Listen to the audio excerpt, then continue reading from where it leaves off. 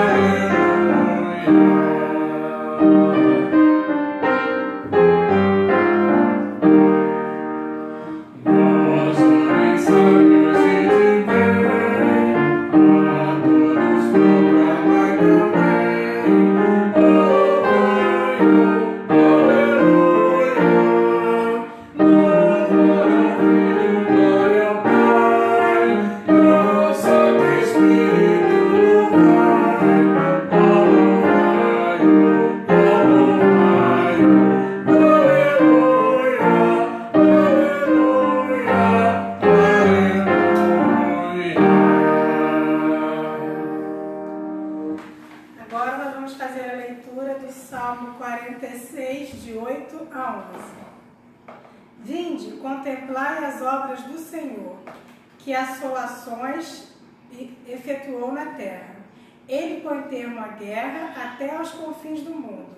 Quebra o arco e despedaça a lança. Queima os carros no fogo. Aquietai-vos e sabei que eu sou Deus. Sou exaltado entre as nações, sou exaltado na terra. O Senhor dos exércitos está conosco, o Deus de Jacó é o nosso refúgio. Amém. Amém. Nós vamos continuar louvando ao nosso Deus, exaltando e adorando a este Deus tão maravilhoso que tanto tem nos abençoado. Nós vamos cantar 2 cânticos. Primeiro nós cantaremos Consagração e logo depois nós cantaremos Te Agradeço. Vamos entoar agora juntos. Você cante aí na sua casa conosco o cântico Consagração.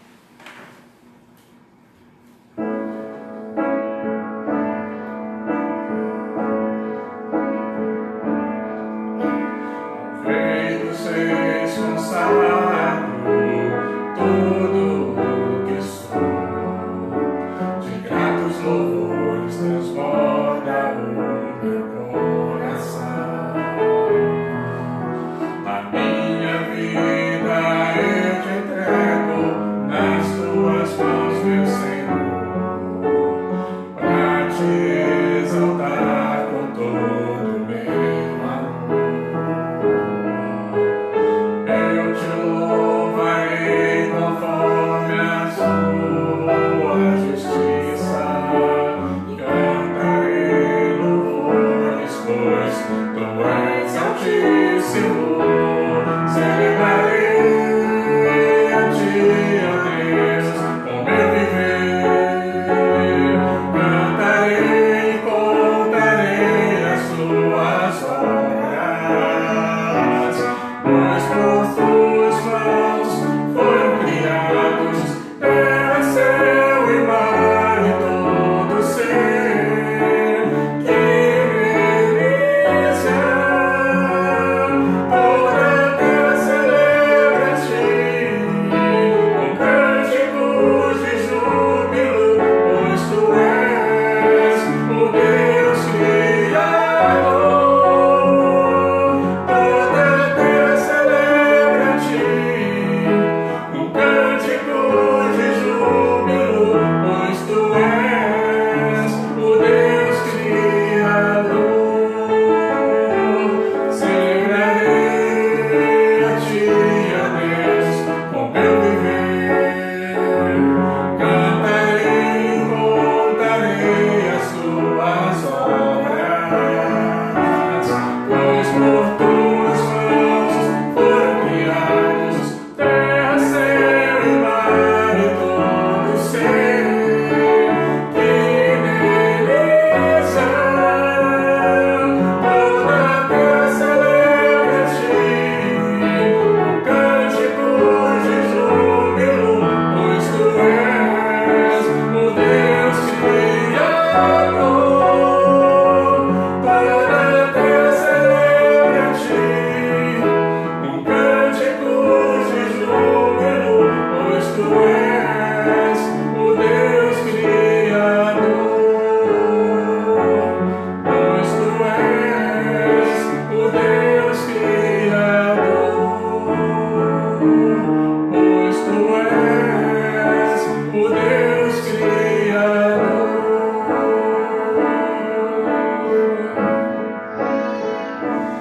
A honra, a glória, a força e o poder ao Rei Jesus, e o louvor ao Rei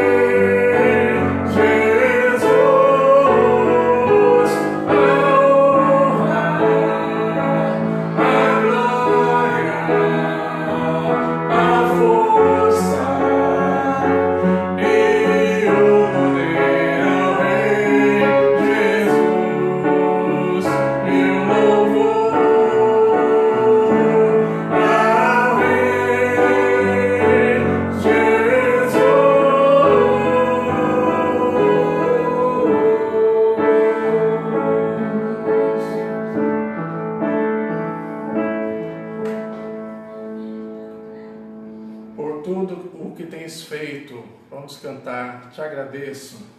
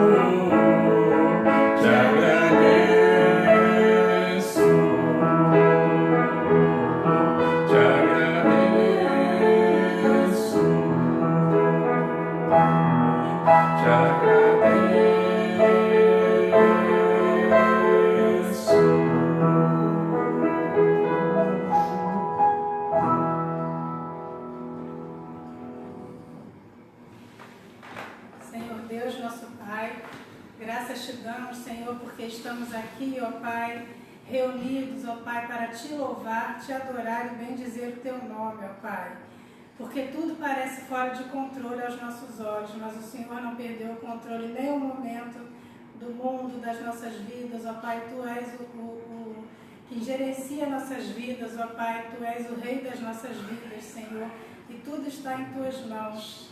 Então, Senhor, eu queria louvar e agradecer o teu nome e queria entregar, ó Pai, a palavra que vai ser dita agora, Senhor, que o Senhor já levou ao coração do Eli e agora o Senhor vai levar aos nossos corações, ó Pai. Muito obrigada por tudo, nos abençoe, eu abençoe o Eli que vai pregar, em nome de Jesus, amém.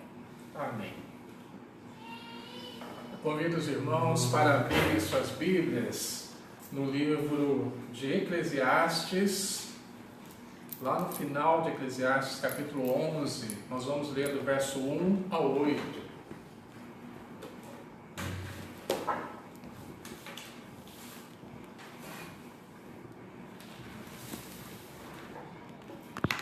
Eclesiastes 11, de 1, verso 1 ao verso 8. Eu vou ler para que os irmãos acompanhem. O procedimento prudente do sábio. Lança o teu pão sobre as águas, porque depois de muitos dias o acharás. Reparte com 7 e ainda com 8, porque não sabes que mal sobrevirá à terra. Estando as nuvens cheias, derramam aguaceiros sobre a terra, caindo a árvore para o sul ou para o norte, no lugar em que cair, aí ficará. Quem somente observa o vento nunca semeará, e o que olha para as nuvens nunca cegará. Assim como tu não sabes qual o caminho do vento, nem como se formam os ossos no ventre da mulher grávida, assim também não sabes as obras de Deus, que faz todas as coisas. Semeia pela manhã a tua semente, e à tarde não repouses a mão, porque não sabes qual prosperará, se esta, se aquela, ou se ambas igualmente serão boas. Doce é a luz e agradável aos olhos ver o sol. Ainda que o homem viva muitos anos, regozije-se em todos eles. Contudo, deve lembrar-se de que há dia de trevas, porque serão muitos. Tudo quanto sucede é vaidade. Eu gostaria de falar, como eu já disse, com os irmãos nessa noite sobre a sabedoria. E nós estamos vivendo um tempo que a gente precisa de sabedoria para viver. A gente precisa sempre da sabedoria, não é? Mas em alguns momentos parece que ela se faz mais necessária, mais urgente. E a gente tem vivido alguns dias já, né? Talvez, acho que mais de um mês em casa, isolados em casa, e isso já começa a pesar nas nossas vidas. Nós sentimos não só o isolamento, mas o problema econômico do país, o problema político, as guerras ideológicas, não é verdade? A saúde física e a saúde mental nossa começa a se abalar, e a gente precisa de sabedoria nesses momentos para agirmos, né? Como que nós podemos agir nesses momentos de tribulação? Mas eu gostaria de ler para vocês um poema chamado A Cura. Eu queria ler rapidamente para vocês, deixa eu só achar ele aqui. Diz assim: A cura. E as pessoas ficaram em casa, e leram livros, e ouviram, e descansaram, e se exercitaram, e fizeram arte e brincaram, e aprenderam novas maneiras de ser, e pararam, e ouviram fundo.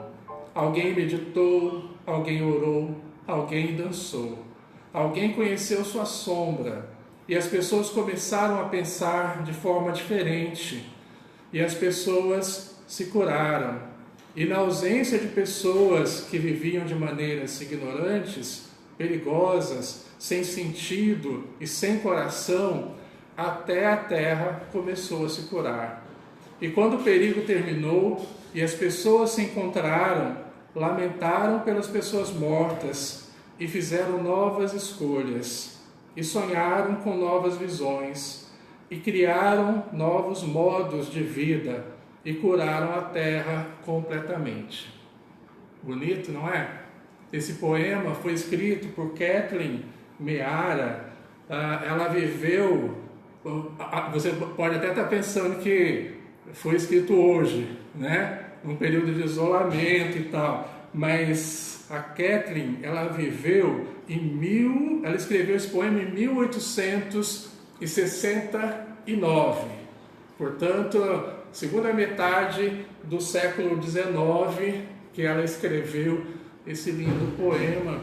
E eu fui pesquisar, foi justamente a época que tinha uma doença que hoje já é controlada, mas a tuberculose. E a tuberculose matou, nos meados do século XVIII, do meio para o final, matou 1 bilhão de pessoas no mundo todo. Foi realmente uma tragédia. E esse poema fala disso, de como viver com sabedoria, enclausurado por muito tempo, e quando no final as pessoas foram curadas, choraram pelos mortos e festejaram a vida. O sábio Salomão, ele nos ensina a vivermos de uma forma sábia, de uma forma prudente. Aliás, esse é o título desse texto, o procedimento prudente do sábio. Mas o livro todo do Eclesiastes, Salomão, o pregador, o título é esse, né? O pregador falando, ele fala sobre os problemas da vida. Salomão, ele reflete sobre tudo que acontece na sua vida. Então ele começa falando que tem tempo para tudo, ao mesmo tempo que tudo é passageiro. Aquela palavrinha que é muito comum em Eclesiastes, né? Vaidade das vaidades, tudo é vaidade. Ela tem um sentido muito específico aqui no livro de Eclesiastes. Ela significa fugacidade, ela significa algo que passa como uma fumaça. Então, quando você lê essa palavra em Eclesiastes, vaidade, você pensa em algo fugaz, algo que passa. E Salomão ele está falando e pensando, refletindo sobre essas coisas, sobre essa vida que passa. Ele fala sobre as tribulações da vida, ele fala sobre a vaidade das riquezas, ele fala sobre o trabalho sem recompensa, sobre as desigualdades da vida. A gente conhece bem isso, nós vivemos num país desigual economicamente. Ele fala da loucura e da sabedoria. Ele faz um contraponto entre a insensatez, a loucura e a sabedoria. E no texto que a gente leu, que é o capítulo 11, ele já está encerrando o livro e ele dá alguns conselhos prudentes, né? O procedimento prudente do sábio. Ele já falou dos insensatos, das desigualdades, dos problemas, e agora ele nos aconselha a viver como sábios. E nesse texto eu queria tirar com os irmãos pelo menos 5 princípios. De forma bem rápida, bem breve, eu quero que a gente fale e tire lições aqui do texto. São 5 princípios que o sábio, aquele que quer viver sabiamente, deve prestar atenção. O primeiro princípio que a gente percebe no texto é o princípio da partilha. É o princípio que fala sobre dar, sobre partilhar. Lembra o ensino de Jesus Cristo, que está registrado lá no livro de Atos, quando Lucas escreve que Jesus disse que mais bem-aventurado é dar do que receber, lá em Atos 20, 35. O sábio, aquela pessoa que é sábia, ela divide o que tem, ela divide o que sabe.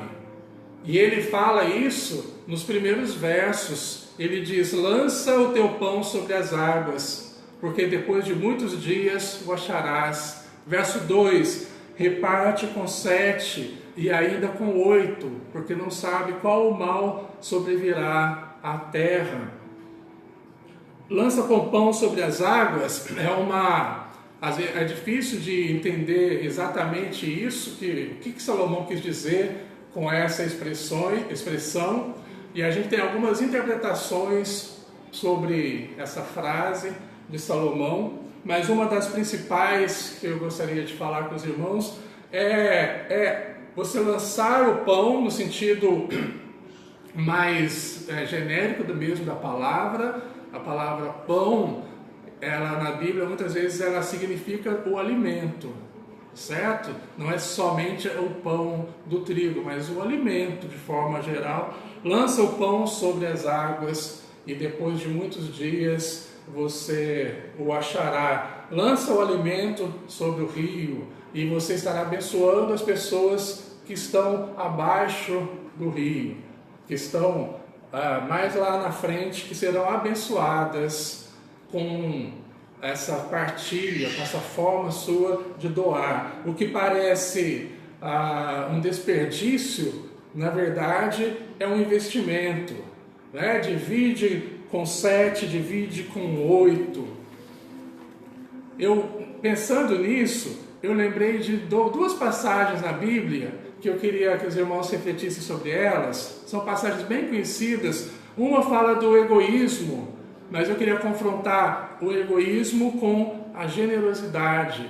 Você tem no livro do Evangelho de Lucas, capítulo 12, Jesus contando a parábola do fazendeiro, louco, insensato, egoísta.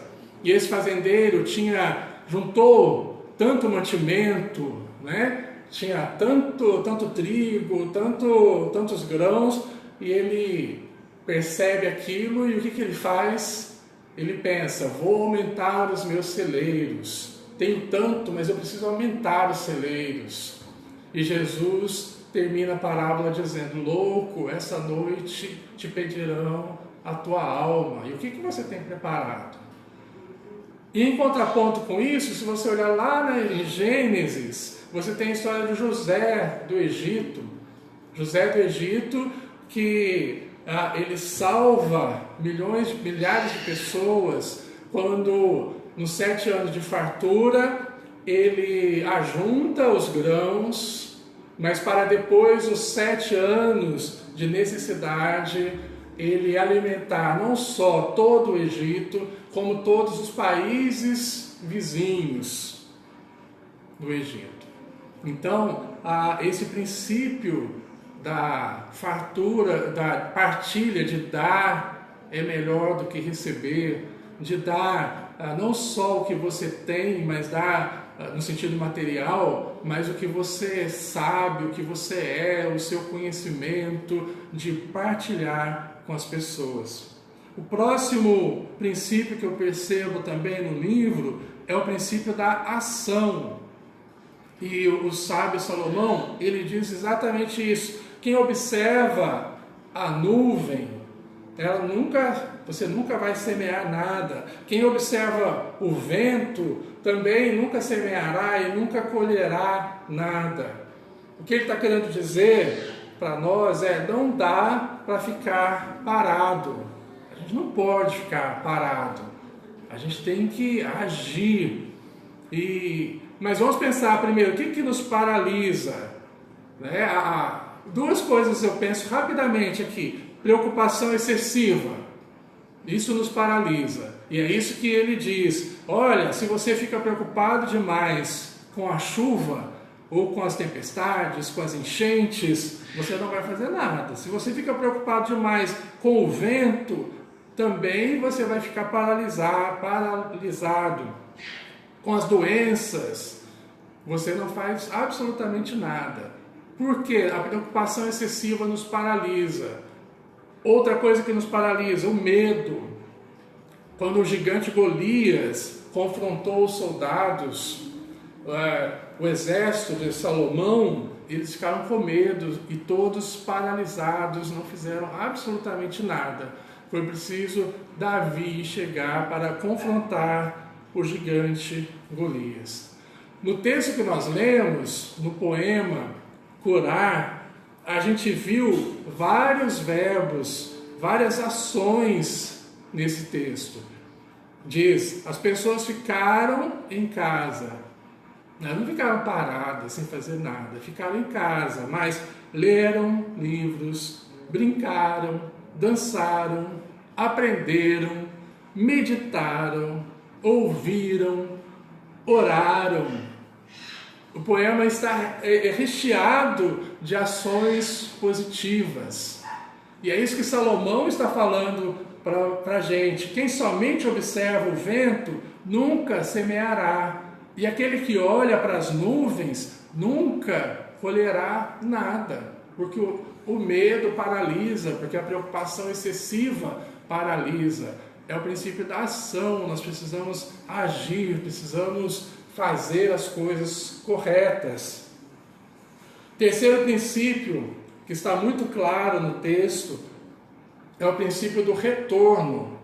Você pode chamar também o princípio da semeadura. Ou seja, o que você plantar, você colherá. E no verso 6 ele fala: semeia pela manhã a tua semente e à tarde não repouses a tua mão. É o princípio do retorno, da semeadura. O que você fizer hoje acabará retornando para você. O que você fizer de bom e o que fizer de ruim também acabará retornando para você. E se não fizer nada, não vai receber nada em troca, né? É o princípio do retorno. E tanto o verso 1 e 2 fala: lança o teu pão sobre as águas, porque muitos dias depois você o achará. Tanto quanto o verso que fala da semeadura, né?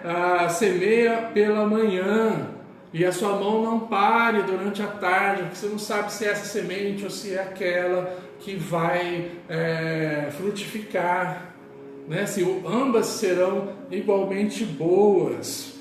É o princípio que tudo na vida tem um retorno. Tudo que você semear, você irá plantar. Lança o pão do amor, que você colherá amor.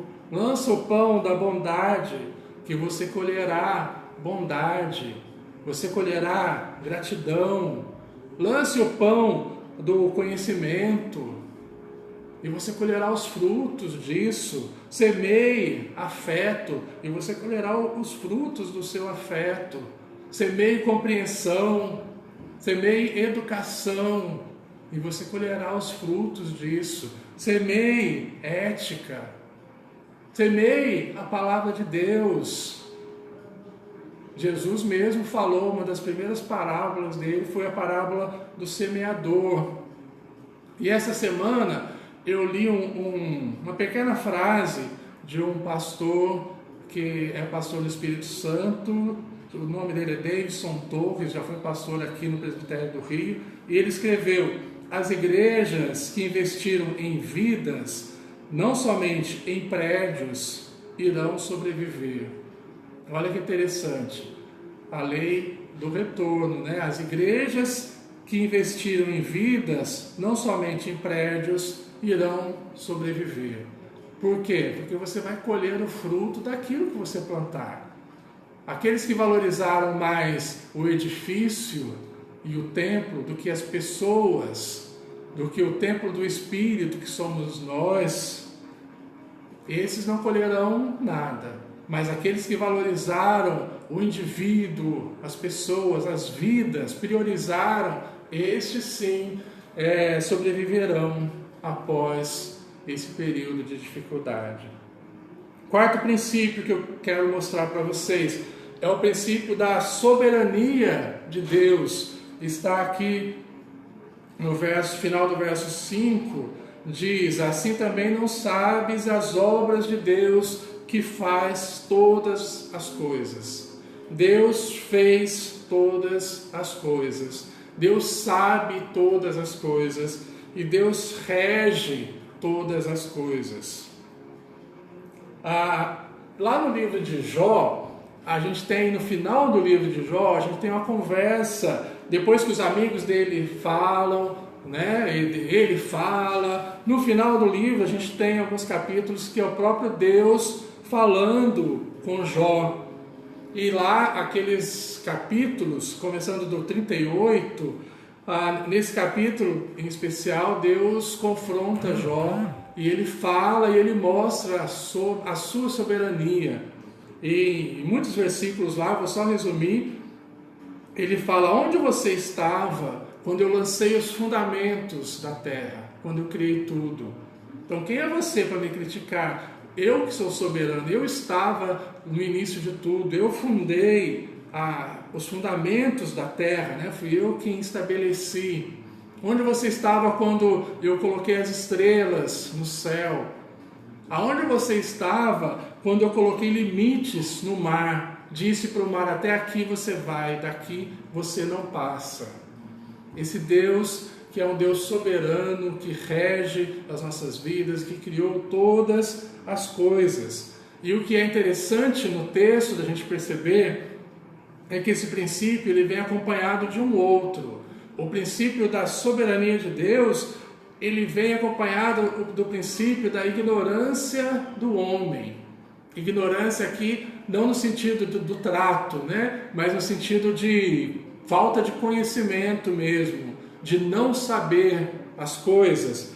Aliás, essa expressão aparece no texto várias vezes, né? Salomão, ele fala, porque você não sabe o caminho do vento, você não sabe como formam os ossos na mulher grávida, você não sabe as obras de Deus, você não sabe que semente prosperará, se esta ou aquela. Então, quando você reconhece este princípio da soberania de Deus sobre todas as coisas e sobre a sua vida, imediatamente você percebe também um outro princípio, que é o do não saber, o de não ser soberano, porque nós não somos iguais a Deus, nós somos criados por Ele.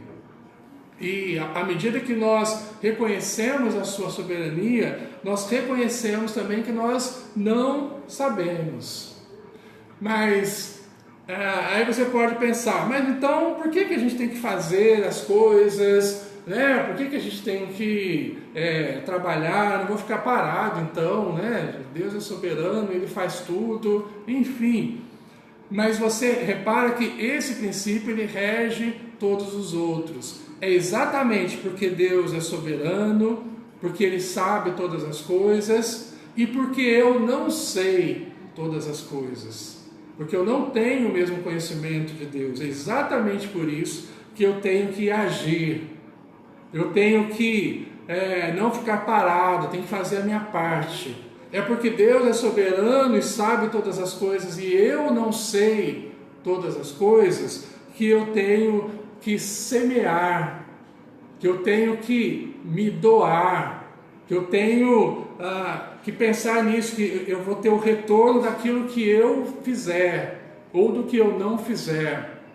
Mas é porque Deus é soberano e porque eu não sei dos planos soberanos dele. Eu sei apenas do que Ele revela para nós. Por isso nós temos que agir, por isso que nós temos que partilhar o que nós temos, o nosso conhecimento, os nossos bens, tudo que nós somos e temos. Por isso que nós precisamos semear.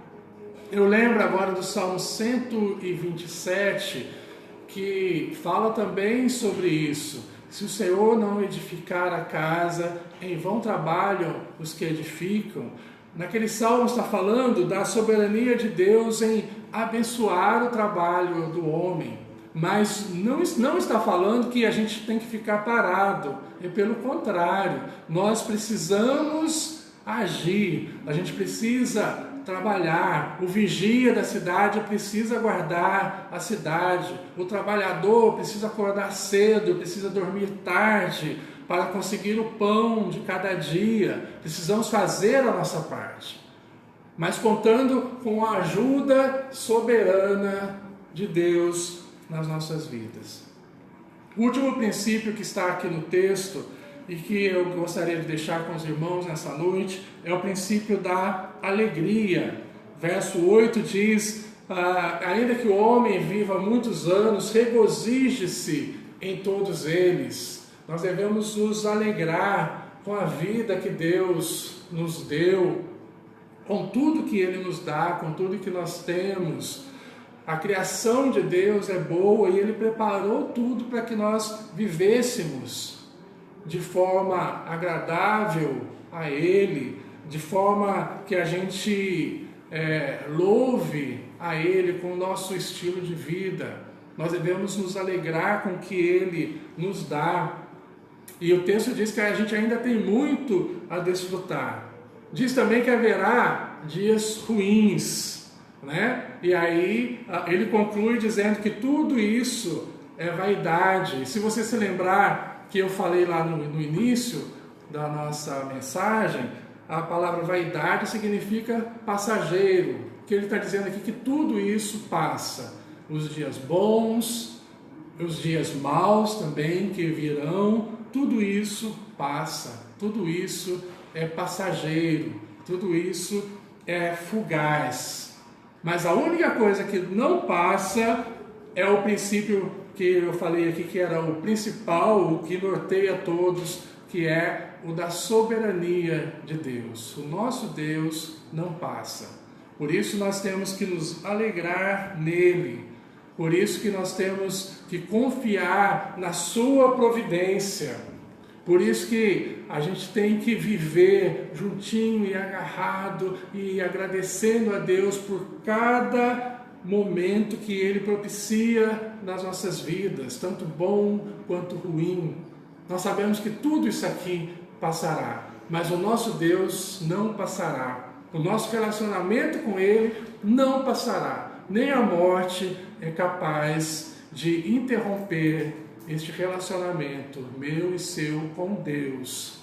Quando nós morrermos, nós estaremos no mesmo dia com Ele no paraíso, assim como Ele prometeu para o ladrão na cruz, que estaria com Ele naquele dia no paraíso. Se há alguma coisa que permanece para sempre, é o nosso Deus. E nós estaremos com Ele não só até a nossa morte, mas até a eternidade, viveremos com Ele na glória.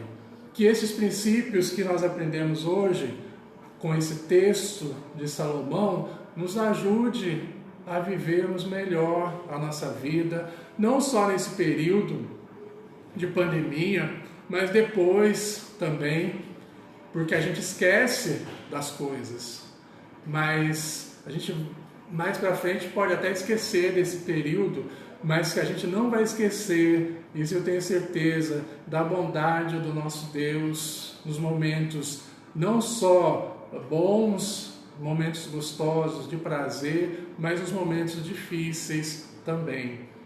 E a minha oração é que a gente chegue à conclusão que o nosso poema, a cura, chegou, né? Todos foram curados, até a terra foi curada e sarada, né? E louvaram e agradeceram, criaram um novo modo de vida. Mas o cristão sabe que esse novo modo de vida, ele já tem, mesmo no isolamento em casa, nós já estamos gozando desse novo modo de vida, porque nós temos Deus conosco todos os momentos da nossa vida.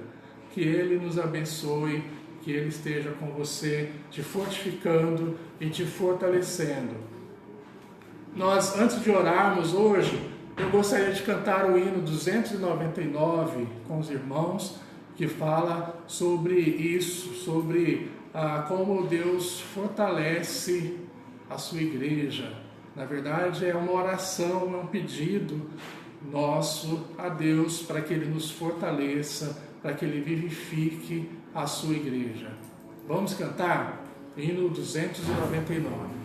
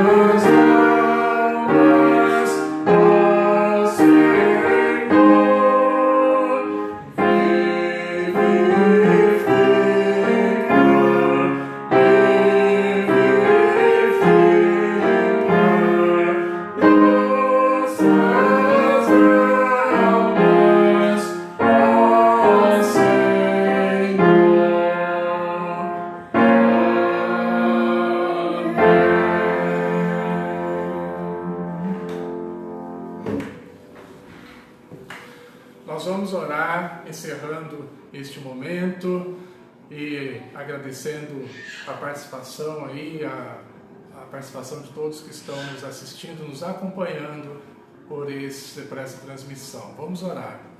Senhor Deus, nosso Pai querido, Senhor Deus que é soberano sobre as nossas vidas, soberano sobre tudo o que existe.